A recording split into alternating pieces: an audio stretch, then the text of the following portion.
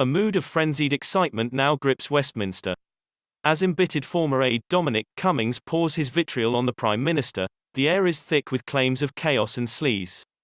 Leaking, plotting, feuding and demanding inquiries seem to be the current favourite enthusiasms of the political class. Yet these colourful antics appear to have had little impact on public opinion.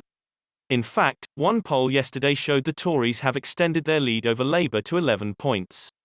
That could be because, despite the headline-grabbing furore, voters believe the government is doing a decent job on combating the COVID pandemic and promoting economic recovery. The vaccine program has been a phenomenal success, far beyond anything achieved by other European countries. With around half of the population having received at least one dose, the country is moving towards normality again. At the same time, post-COVID prosperity beckons. According to the IMF, Britain will enjoy the fastest expansion of any major developed nation over the next 2 years, reaching 5.3% this year and 5.1% next. In an interview published at the weekend, Ben Broadbent, the Deputy Governor of the Bank of England, bullishly predicted very rapid growth at least over the next couple of quarters. The Remainers' narrative of despair featured meltdown at our ports because of border checks and vaccine shortages because of our exclusion from the EU scheme.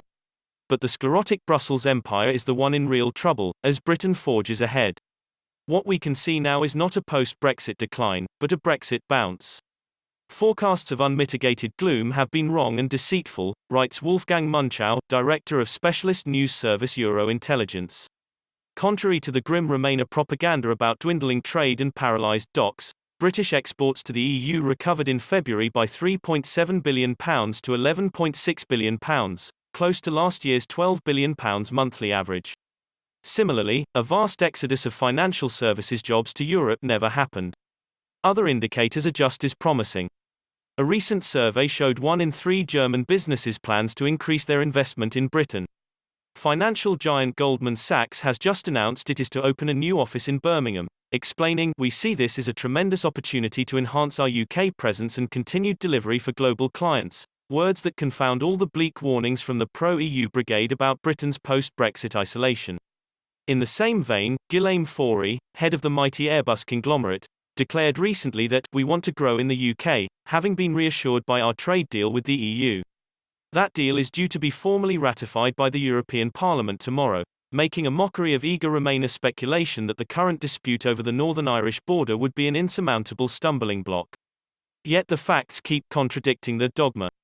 As with the vaccines and economic growth, Britain is triumphing as a negotiator of trade deals. With the formidable Liz Truss at the helm as Trade Secretary, the government has secured agreements worth £900 billion since Brexit. Last week saw a major breakthrough in talks with Australia for a £19 billion deal, which could boost our exports by another £900 million. It shows what we can do outside the EU, Ms. Truss rightly said.